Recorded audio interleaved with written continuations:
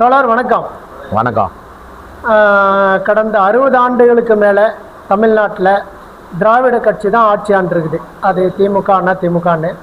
இப்போது புதிதாக திராவிடம் தவிர்த்து தமிழக வெற்றி கழகம்னு சொன்ன ஒரு புதிய கட்சி தமிழ்நாட்டுக்கு ஆட்சிக்கு வந்துருக்குது. இதை எப்படி பார்க்குறீங்க? 60 ஆண்டுகள் பெரிய தியாகம்தான். அதுக்கு முன்ன இந்த கொடுமைகள்லாம் யாராலும் அந்த கொடுமைகளை பிரச்சனையை தீர்த்து வச்சது தான் திராவிட அரசுகள். அது ஒன்றா அண்ணாவனுடைய ஆட்சி மாற்றம் என்பது மிகப்பெரிய விஷயம். ஏழை எளிய மக்களுக்கு, விளிம்பு நிலையில் இருக்கிற மக்களுக்கு காங்கிரஸினுடைய பெரும் முதலாளிகிட்டேருந்து அது தேவைப்பட்டது அந்த நேரத்தில். அதனால் அண்ணாக்கிட்ட அதை தேவையை ஒட்டி தான் ஆட்சி மாற்றம் ஏற்பட்டது. அண்ணாவுக்கு அப்புறம் கலைஞருக்கு அப்புறம் எம்ஜிஆருக்கு அப்புறம் ஜெயலலிதா, அம்மையார், அப்படி இருந்த தலைவர்கள்லாம் மறைந்ததுனால அது ஒரு வெற்றிடம். அது அவங்களே உருவாக்கின ஆட்சின்றதுனால ஏடிஎம்கே 5 வருஷம் கழிச்சு ஏடிஎம்கேவை பிடிக்காத மாற்று இல்லை அப்படின்றதுனால அது திமுக அந்த 5 ஆண்டு வந்தது. அந்த பெருந்தலைவர்கள் 4 பேரும் இல்லாததுனால இப்போது ஒரு மாற்றத்தை நோக்கி மக்கள் பயணித்திருக்காங்க. மக்கள் தீர்ப்பு மகேசன் தீர்ப்பு. அந்த வகையில் இந்த மாற்றம் என்பது நாட்டு மக்களுக்கு நல்லது தான்.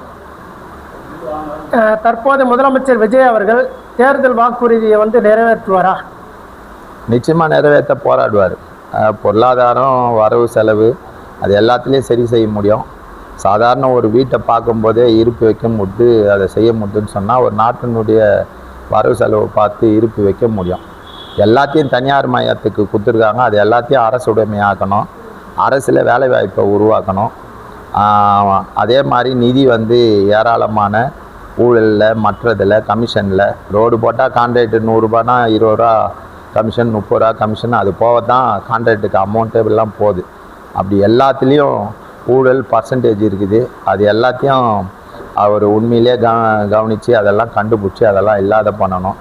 அதே மாதிரி செலவினங்களை குறைக்க முடியும், வருவாய்களை ஏற்படுத்த முடியும். மது ஒழிப்புன்னு சொல்லியிருக்காரு. மது ஒழிச்சா மிகப்பெரிய நெருக்கடி வரும், ஆனால் ஒழிக்கணும். அதனால் நோய், மருத்துவம் அதெல்லாம் கம்மி பண்ணலாம். அதெல்லாம் மருத்துவ செலவெல்லாம் கம்மி பண்ண முடியும். அதனால் நிச்சயமாக நாட்டு மக்களுக்கு அவர் சொன்னதை கண்டிப்பாக செய்ய முடியும். டைம் வேணும், அதுக்கு தொடர் முயற்சி வேணும். அனைத்து வல்லுநர்களையும் கூப்பிட்டு ஆராய்ந்து பேசி, தொழிலாளர்கள்னா தொழிற்சங்கத்தை கூப்பிட்டு பேசணும். மக்கள் சம்பந்தமான அனைத்து சங்க கூட்டத்தை கூட்டி அதில் விவாதித்து முடிவெடுக்கணும். வல்லுநர்களுடைய ஒப்புதலை பெறணும். திட்டமிட்டு பணியாற்றினார் சொன்னால் அவர் சொன்ன வாக்குறுதிகளை எல்லாத்தையும் நிறைவேற்ற முடியும். இப்போ ஆட்சியில் அனுபவம் வாய்ந்த கம்யூனிஸ்டுகள் கூட இருக்காங்க, காங்கிரஸ் கூட இருக்குது. அதனால் எல்லாத்தையும் அவரால் கேட்டு, விடுதலை சிறுத்தைகள் கூட இருக்காங்க. அதனால் எல்லாத்தையும் கேட்டு சரி பண்ணி செய்ய முடியும் அவரால். இப்போ நீங்கள் சொன்னதுலேருந்து காங்கிரஸ் ஆனாலும், கம்யூனிஸ்டுகள் ஆனாலும், விடுதலை சிறுத்தை ஆனாலும், இவர்கள்லாம் தமிழ்நாட்டில் ஆளுநர்களுடைய ஆட்சி வந்துடக்கூடாது, கவர்னர் ஆட்சி வந்துடக்கூடாதுன்ற ஒரே காரணத்தினால தான் நாங்கள் தாவேகாவுக்கு ஆதரவு கொடுக்குறோன்னு சொல்லியிருக்காங்க. அப்படி இருக்கிறப்ப இவங்க இந்த கூட்டணி இவங்களெல்லாம் அனுசரித்து போகக்கூடிய பக்குவம் இவருக்கு இருக்குன்னு நினைக்கிறீங்களா? இல்லை, கம்யூனிஸ்டுகள் ஒருபோதும் மக்கள் நலன் சார்ந்த விஷயங்களை அவர் பண்ணும்போது செய்ய முடியலன்னா அதுக்காகலாம் அவங்க எதுவும் சொல்ல மாட்டாங்க. மக்கள் நலன் சார்ந்து அரசு நடக்கணும், மக்கள் விரோத அரசாக மாறக்கூடாது. அதை கம்யூனிஸ்டுகள் அனுமதிக்க மாட்டாங்க. விடுதலை சிறுத்தை பொறுத்தன வரையும் ஏறக்குறைய அதே தான். அதனால் இதில் பிரச்சனை என்பதற்கு வாய்ப்பில்லை. இந்த 3 கட்சிகள் என்பது அவரை சுதந்திரமாக செயல்பட முடியும். சின்ன சின்ன விஷயங்களுக்கு சொல்லணும். இப்போ கூட தமிழ் தாய் வாழ்த்து பாடல அத்த வாட்டிலேருந்து மாற்றிக்கணுன்றதை உடனடியாக சொன்னாங்க. அதுதான் எல்லாருடைய கருத்தும், தமிழக மக்களினுடைய எண்ணமும். அதையும் அவர் உடனடியாக மாற்றிக்கிறேன்னாரு. அதனால் நல்ல தோழமை கட்சின்னு சொன்னால் தவறுகளை மூஞ்சிக்கு நேராகவும் அவரும் வெளிப்படைத்தன்மையோட தான் ஆட்சி நடக்கும்னு சொல்லியிருக்காரு. அதனால் இவங்களும் வெளிப்படைத்தன்மையோட சுட்டி காட்டுவாங்க. இப்போ மாற்றிக்கின மாதிரி அவர் தொடர்ந்து மாற்றிப்பார். கண்டிப்பாக தொடரும். யாரும் ஐயப்படுற மாதிரிலாம் அப்படிலாம் நம்புறாரு. இப்போ இந்தியா முழுவதும் பிஜேபி இல்லாத மாநிலத்துக்கு மத்திய அரசாங்கம் போதிய நிதி கொடுக்கறதில்ல, மாற்றாந்தாய் மனப்பான்மையோடு தான் பார்க்குது. இதையெல்லாம் பார்த்தோம்னா மேற்கு வங்கமானாலும், கேரளாவானாலும், தமிழ்நாடு ஆனாலும் இதுக்கு முன்னாடி இருந்த முதலமைச்சர்லாம் அவங்களுடைய அனுபவத்திலேருந்து ஆட்சி நடத்த முடிஞ்சிச்சு. இவர் அனுபவம் இல்லாத ஒரு முதலமைச்சராக இருக்கிறாரு. இவர் எப்படி மத்திய அரசாங்கத்துக்கிட்ட இந்த நிதியெல்லாம் வாங்க முடியும்னு நினைக்கிறீங்களா? அவர் சொல்லும் போதே நீங்கள் பார்த்தீங்கன்னா யதார்த்தத்தை ஒன்று புரிஞ்சிக்கணும். மக்கள் எல்லாம் என் கூட இருக்கிறீங்க, அதனால் எதையும் நம்ம சந்திப்போன்றார். அதனுடைய உள்ள அர்த்தம் இதுதான். ஜிஎஸ்டி 10,000 கோடி வரலன்னு சொன்னால் அந்த 10,000 கோடி வரலன்றதை மக்கள்கிட்ட சொல்லிட்டு மக்களோட சேர்த்து மத்திய அரசாங்கத்துக்கிட்ட முதலமைச்சரே இறங்கி ரோட்டில் போராடினா மக்கள் கேட்க போகிறாங்க. பிஜேபி போய் சொல்ல முடியாது.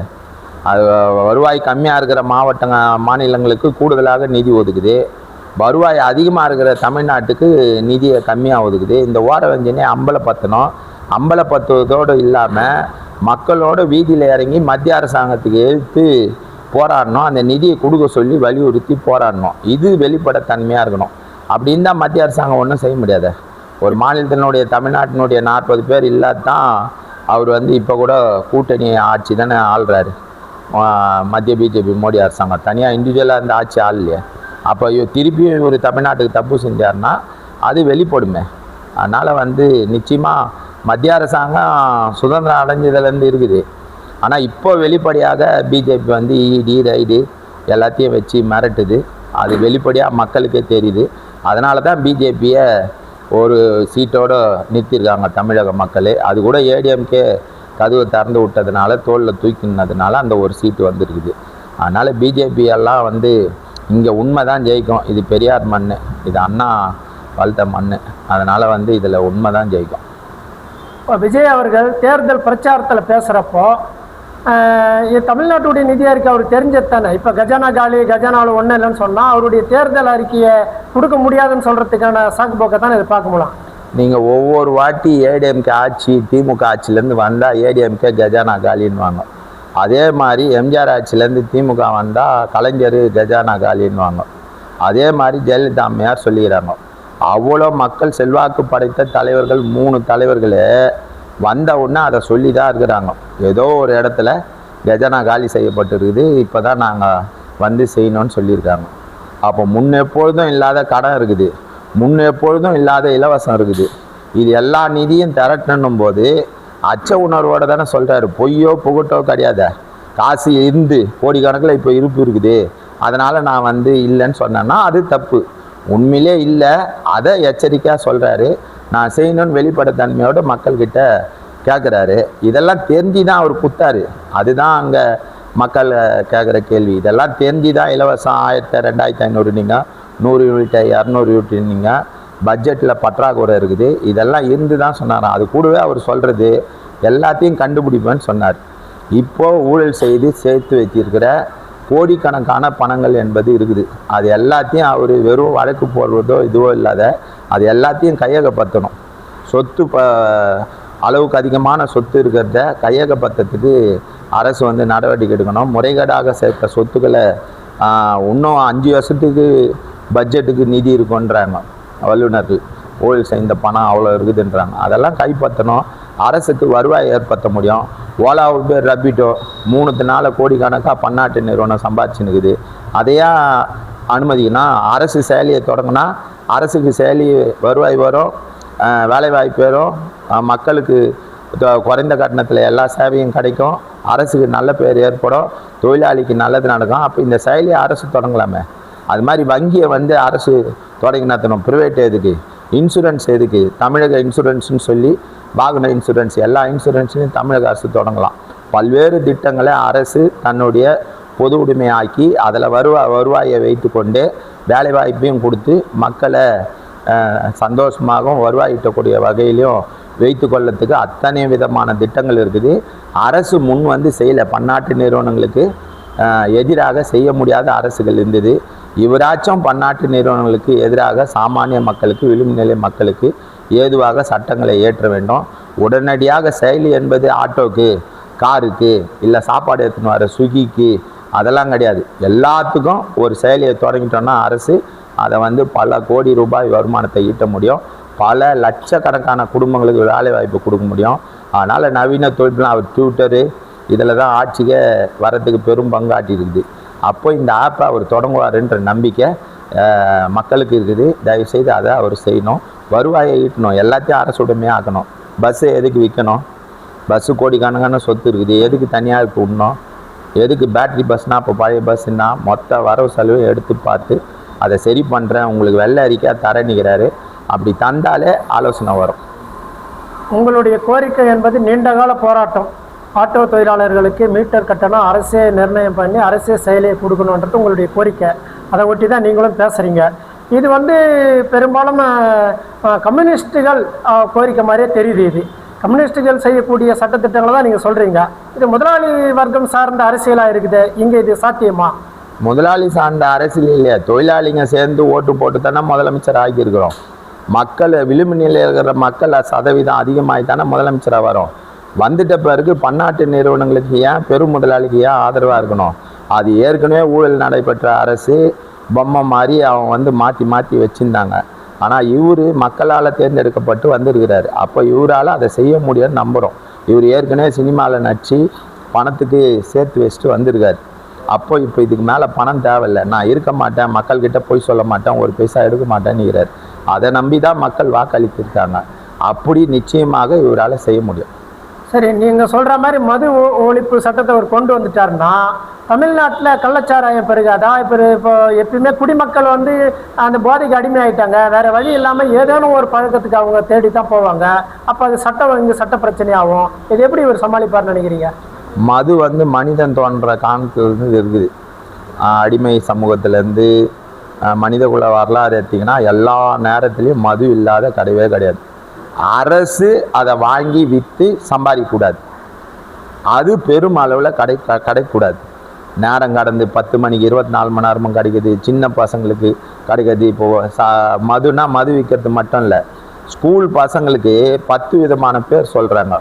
அதில் போதை வஸ்து கிடைக்குது. பள்ளியில் இருக்கிற மாணவர் எல்லாருமே போதை வஸ்து. அது எப்படி நியாயமாக இருக்கும்? அப்போ அந்த போதையை தடுத்து தான் ஆகணும், மதுவை தடுத்து தான் ஆகணும். மதுவால் ஏற்படக்கூடிய மருத்துவ செலவு என்பது அரசாங்கத்துக்கு மிகப்பெரிய செலவு, பொதுமக்களுக்கு மிகப்பெரிய செலவு. வீடு இல்லங்களில் மதுவால் குடும்பம் சீரழியுது. அதனால் மதுவெல்லாம் வந்து எந்த சாகு போக்கும் எதுவும் சொல்லாத, நிதி பத்தலை இதெல்லாம் பத்தலைன்னு சொல்லி ஒழிப்பதற்காகத்தான் மக்கள் ஓட்டு போட்டிருக்காங்க.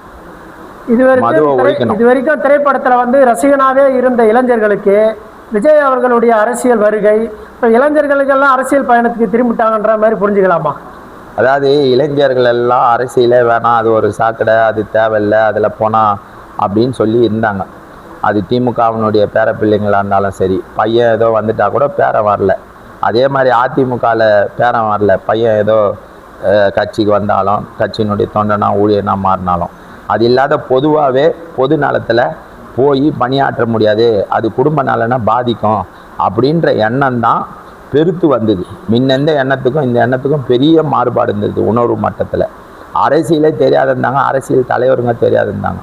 ஆனால் விஜய் வருகையால் சின்ன வயசு ஆளுங்க அரசியல் 118ன்னா என்ன, 324னா என்ன, சட்டமன்றம்னா என்ன, அதுக்கு யார் ஆதரவு தரணும், யார் கவர்னர் தரணும், இது நாள் வரையும் கலைஞரும் எம்ஜிஆரும் ஜெயலலிதாவும் சொன்னதை விட இவர் பேசாதையே அதை வந்து அத்தனை இளைஞர்களும் அரசியலை புரிந்து கொண்டு அரசியல் வந்து இல்லைன்னா எதையும் செய்ய முடியாதுன்றதை உணர்த்தியிருக்காரு. அது ஒன்றும் வளர்ச்சி இல்லையா? இன்றைக்கி இருக்கிற இளைய தலைமுறை 234 சட்டமன்றத்தில் எண்ணிக்கைன்னு தெரிஞ்சிருக்குது. ஓட்டு போட்ட 4,80,00,000 பேருக்கு 234 பேர் சட்டமன்றம், அதில் 118 போட்டால் தான் பெரும்பான்மை ஆட்சி பிடிக்க முடியும் அப்படின்றது இதுவரையும் தெரியாது. எண்ணிக்கை குறையுது. ஆனால் இன்றைக்கி 4,80,00,000 பேருக்கும் 118னா என்னான்னு தெரிஞ்சிருக்குது. அரசியலில் கம்யூனிஸ்ட் கட்சி தலைவர்கள் எதையும் எதிர்பார்க்காத கொடுத்தாங்க, விடுதலை சிறுத்தை எதையும் எதிர்பார்க்காத கொடுத்தாங்க. உண்மையிலே மக்களுக்கு அவங்க பணியாற்றுறாங்கன்னு தெரியுது. இது ஒரு பெரிய மாற்றம் இல்லையா? இப்போ அரசியலை கவனிப்பாங்கல்ல. இளைஞர்கள் வந்து எந்த அரசியல் கட்சியிலையும் வரலையே. விடுதலை சிறுத்தையில் இருந்தது, இளைஞர்கள் கொஞ்சம் சீமான் பக்கம் போனாங்க. எந்த அரசியல் கட்சியிலையும் இளைஞர்கள் என்பது வரல. திமுகவில் கூட அப்பா புள்ள மந்திரி வட்ட செயலாளர் அவங்க பசங்கன்றது இருந்தாங்களே தவிர பெரும்பகுதி இளைஞர்கள் என்பது ஏடிஎம்கேலையோ டிஎம்கேலையோ வரல. அரசியலுக்கு அப்பாற்பட்ட இளைஞர்களை அவர்களை அரசியலுக்குள்ளே இட்டு வந்திருக்கிறாரு. இது சமூகம் தான் மாற்றணும், ஒரு ஆளே மாற்றிட முடியாது. அரசியலை நோக்கி பயணிக்க வச்சாச்சு. இப்போ அவங்கள தத்துவார்த்த ரீதியாக சித்தாந்த ரீதியாக அரசியல் புரிதல் ஆக்க வேண்டியது நம்மளுடைய எல்லாருடைய கடமையும் இருக்குது. ஏற்கனவே அந்த கடமையை நம்ம செய்யலை. ஆனால் இது ஏதோ ஒரு நிகழ்வில் இது நடந்துச்சு. இப்போ இதை புரிய வச்சு அரசியலாக்கத்தான் ஒவ்வொரு மக்களினுடைய ஒரு அரசியல்வாதியினுடைய ஒரு பொதுநலத்தை பேணி பாதுகாக்கக்கூடிய பொதுநலவாதிகள், இடதுசாரிகள், இவங்களுடைய எல்லார் கடமையும் இளைஞர்களை அரசியல்படுத்தணும். இப்போ சீமான் நீங்கள் சொன்னதுனால கேட்குறேன், கடந்த காலங்களில் வந்து இளைஞர்களை அணிதிரட்டி தமிழ் தேசியம் பேசியதுலேருந்து தமிழ்நாட்டுக்கு திராவிடம் தேவையில்லை, தமிழ் தேசியம் அப்படின்ற மாதிரி மக்கள் நலம் சார்ந்தே சீமா பேசியிருக்காரு. 234 தொகுதியிலும் பிரச்சாரமும் வந்திருக்காரு. ஆனால் அவர் நின்ன இடம் கூட அவரால் வின் பண்ண முடியலையா? மக்கள் அந்த அளவுக்கு அவருக்கு ஆதரவு கொடுக்கலையா? சொல்லுக்கும் செயலுக்கும் இருக்கணும், அப்புறம் தியாகம் இருக்கணும், அப்புறம் உண்மை இருக்கணும். அது மக்கள் நலன் சார்ந்ததாக இருக்கணும். பிரிவினையாக இருக்கக்கூடாது. முக்கியமாக பிரிவினையாக இருக்கக்கூடாது. அவர் தெலுங்கு பேசுகிறவங்களை இங்கே இல்லைன்ட்டார், எல்லாரையும் இங்கே இல்லைன்ட்டார், பெரியார் வேணான்ட்டார். அவர் முரண்பாடான சில கருத்துக்களை எடுத்ததான் அவனுடைய வீழ்ச்சிக்கு காரணம். போன வாட்டி 8% அவருக்கு ஓட்டு போட்டவங்க இன்றைக்கி 2.4னா எதனால் குறைஞ்சிது? முன்னுக்கு பின் பிறனாவும் இது பெரியார் மண்ணுங்க, பெரியாரையே வேணான்றாரு. அப்போ முன்னுக்கு பின்னான செய்திகளை சொன்னதுனால தான் அவர் வந்து மக்கள்கிட்ட செல்வாக்கு குறைஞ்சாரே தவிர, அவருக்கும் இன்றைக்கும் அவர் பேசக்கூடிய விஷயங்களில் நியாயம் இருக்குது, சில நேர்மைகள் இருக்குது. ஆனால் அது பெரும்பகுதி இல்லை, அது மக்களுக்கான பணியாக இல்லை. இது பெரியார் மன்னன்றது அவருக்கும் தெரியும். ஆரம்ப காலத்தில் பெரியார் உயர்த்தியதை பேசி வந்திருக்காரு. அதே சமயத்தில் பார்த்தோம்னா இது தமிழ்நாட்டை பொறுத்த வரைக்கும் கலைஞருடைய மேடையில் அவர் இருந்திருக்காரு. கம்யூனிஸ்டுகள் மேடையில் அவர் பெரிய அளவுக்கு பேசியிருக்காரு. முற்போக்கு எழுத்தாளர் கலைஞர் சங்கத்தில் வந்து தான் அவருக்கு வந்து மேடைக்கு வாய்ப்பு கொடுத்தது, பேச கற்றுக்கினது. அதாவது தன்னை திறமையாக தன்னுடைய திறமையை வெளிப்படுத்தின பிறகு அவருடைய மாற்றுப்பாதை திரும்பிடுச்சு. ஆக அவருக்கு தெரியாதுன்னு நினைக்கிறீங்களா அது பெரியார் மன்னன்னு? தெரியும், தெரிஞ்சு அது எதிராக யாருக்காக அவர் அந்த நிலைப்பாட்டை எடுத்தாருன்றது அதில் பதில் இருக்குதுல்ல. பெரியாருக்கு எதிராக போக வேண்டிய அவசியம் அவருக்கு எதுக்கு எதிர்படுது? பெரியாரை பற்றி அவருக்கு முழுசாக தெரியும். அவரை தவறாக பேசுகிறாருன்னா அது யாருக்கு பயன்படும்? அதுக்காக அவர் பேசினார். அதனுடைய விளைவை தான் தேர்தலில் சந்தித்தார். இப்போ திமுக வந்து எதிர்கட்சியாக வந்துடுச்சு. அதிமுகவுடைய அரசியல் கேள்விக்குறியாக இருக்குது. அங்கே இருந்த ஒற்றுமையிலே இப்போ 2ஆ 3ஆ பிரிகிற மாதிரி தகவல் வருது. இனி அதிமுகவுடைய அரசியல் எதுவாக இருக்கும்? இல்லை, அது ஜெயலலிதா அம்மையார் இறந்தவுடனே அந்த 4.5 வருஷம் ஆட்சியை காப்பாற்றுறதே வந்து தன்னுடைய அதிகாரத்தை பகிர்ந்து கொள்வதற்கும் அதை தொடர்ந்து நீடித்து அதன் மூலியமாக லாபம் ஈட்டுவதற்கும் இருக்கிற வழக்குகளில் வந்து மாட்டிக்கூடாதுன்றதுனாலேருந்து அந்த 4.5 வருஷம் என்பது போச்சு. இல்லைன்னா அந்த 4.5 வருஷம் இருக்காது. அம்மையார் போன உடனே ஏடிஎம்கே அது முடிஞ்சிச்சு. அது இன்னைக்கு வெளிப்படுது. தலைவர் இல்லை, தலைவர் இல்லாதனால அதில் எம்எல்ஏவாக இருந்ததுனால அந்த எண்ணிக்கை போனால் எம்எல்ஏ பதவி போயிடும். அதனால் எடப்பாடியார் கூட நின்னாங்க. இப்போ எலெக்ஷனில் எலெக்ஷனில் எம்எல்ஏ சீட்டு கட்சிதுன்னா அதனால் நின்னாங்க. கட்சவங்க மூலிமா மந்திரிகள் மூலிமா நின்னாங்க. ஆட்சி இல்லை. இப்போ 2வது 10 ஆண்டு இன்னொரு 5 ஆண்டுகள் அதிகாரம் கைக்கு வராதுன்னா அதில் அதிகாரத்தை கைப்பற்றுவது தானே இருந்தாங்க. ஒரு தலைவரை மதிச்சோ ஒரு கொள்கை ரீதியாகவோ இல்லை, அதிகாரத்தை தன்னுடைய இதாக இருக்கணும். அதனால் இன்றைக்கி 5 வருஷத்துக்கு கிடைக்காது. அதனால் ஏடிஎம்கே எம்எல்ஏ விலை போகிறாங்க, 2 அணியாக மாறுறாங்க. அவங்க மாறி போகிறதுக்கு என்ன காரணம் இருக்குது? யாருமே உண்மையை பேச மாட்டுறாங்களே. எதனால்? எடப்பாடி வேணாம், அதனால் நாங்கள் பிரிகிறோம். இப்போ நடந்ததில் யார் யார் ஆட்சி அமைக்க வந்தீங்க? பல்வேறு புரளிங்க வருது. எதை உண்மைன்னு மக்களுக்கு எடுத்துக்கிறது? உண்மையை என்றைக்காவது ஏடிஎம்கே சொல்லிச்சா? ஏடிஎம்கேவும் டிஎம்கேவும் ஆட்சி அமைக்கணும் பேசிட்டோம், அதனால் அப்படியே கூட்டணி ஆட்சி அமைச்சிடலான்னு சொல்லி எடப்பாடியும் முன்னாள் முதலமைச்சர் மு க ஸ்டாலினும் கேட்டாங்கன்னு ஒரு புரளி வருது. அதுக்கப்புறம் திருமாவளவனை முதலமைச்சர் ஆகிக்கலாம், எடப்பாடியின் துணை முதலமைச்சர் இவர் நம்ம இங்கே உதயநிதியையும் துணை அமைச்சர் துணை முதலமைச்சர் அப்படி வந்து ஆட்சி அமைச்சிடலான்னு பேசணும். இப்படிலாம் வந்து பிரித்து பேசி அப்புறம் இவங்களுக்குள்ளே அதை கொடுக்கூடாதுன்ற கருத்து வந்து இப்படி முரணான மக்கள் எடுத்த முடிவுக்கு மாறாக 2 பேர் சேர்ந்து ஆட்சி அமைக்கணும்னு வந்து இதெல்லாம் மக்கள் மத்தியில் விவாதத்தில் யூடியூப் சேனலில் நேருக்கு நேரில் எல்லாத்துலேயும் விவாதத்தில் வந்து அதில் ஒரு பகுதியை தாவேகாக்கு கொடுக்கணும், நீ திமுகவுக்கு ஆதரவு கொடுக்கக்கூடாதுன்னு சொல்லி தாவேகாக்கு வரணும்னு சொல்லி எதன் அடிப்படையில் நீங்கள் பிரிஞ்சிங்க? 2 பேர் வெளியே சொல்கிறதுக்கு காரணம் ஒன்றா இருக்குது, உள்ளே நடக்கிறது ஒன்றா காரணம் இருக்குது. நீங்கள் 3ஆம் தேதி ரிசல்ட் வந்துட்ட பிறகு அதுக்கப்புறம் ஒரு 4 நாள் மக்கள் இதெல்லாம் கேள்வியாக கேட்டாங்களே. தேர்தல் முடிவில் வந்த பிறகு 4 நாள் ஆட்சி அமைக்கிறதுக்கு 6 நாள் பிரச்சனையாகும்போது மக்கள் இது எல்லாத்தையும் கேள்வியாக எழுப்பியிருக்காங்க. அதுக்கு உரிய பதிலை சொல்லுவாங்க. அதனால் ஏடிஎம்கே என்பது மக்களுக்கான கட்சியாக அது வந்து மாறணும். ஜெயலலிதா அம்மையார் வந்து கனவுலையும் நான் இறந்தாலும் 100 வருஷம் ஆனாலும் பிஜேபி கூட கூட்டணி வைக்காதுன்னாங்க. அதை மீறி போய் வச்சாங்க. தோற்றதுக்கு காரணம் அதுதான் சொல்லி வெளியே வந்தாங்க. திருப்பியும் அந்த கட்சியோட போய் கூட்டணி வச்சாங்க. ஒரு பாசிச ஆட்சி, மக்கள் விரோத ஆட்சி, தொழிலாளர் விரோத ஆட்சி, விவசாயிகள் விரோத ஆட்சி. அது தெரிஞ்சு எடப்பாடியார் அதிமுக எடுத்துன்னு போய் அடகு வைத்தது தான் தமிழ்நாட்டில் அந்த கட்சியை வேணான்னு சொல்லி மக்கள் முடிவு பண்ணிட்டாங்க. இனிமேல்ட்டு அந்த கட்சி வந்து சொல்லுவாங்க அதை ஒன்றும் செய்ய முடியாது அதிமுகலாம். ஆனால் இனிமேல்ட்டு அது முடியாது. அதிமுக என்பது பிளவுபட்ட பிறகு அது மீண்டும் இணைவது ஏதோ முன்ன வந்து ஜெயலலிதா அம்மையாரும் ராமச்சந்திரன் முன்னாள் முதலமைச்சர் மனைவியும் சேர்ந்த மாதிரிலாம் இனிமேல்லாம் சேவலும் புறாவும் சேர்ந்த மாதிரிலாம் இனிமேல் நடக்காது. பிரிஞ்சது தான். நன்றி தோழர். தாவேகா புதிய வருகை அதை எந்த விதத்திலையும் குறைச்சி மதிப்பிடாமல் வருங்காலத்தில் அவங்க சிறப்பாக ஆட்சி கொடுப்பாங்க. அது புதிய முதல்வராக இருந்தாலும் சட்ட வல்லுநர்களோடவும் கம்யூனிஸ்டுகள், விடுதலை சிறுத்தை, காங்கிரஸ் மற்றும் முஸ்லீம் லீக் கட்சியோட இணைந்து மக்களுக்கு நல்லாட்சி கொடுப்பாங்கன்ற ஒரு நம்பிக்கையும் சொல்லியிருக்கிறீங்க. தொடர்ந்து இந்த அரசியலை பேசுவோம். நன்றி, வணக்கம். நன்றி, வணக்கம்.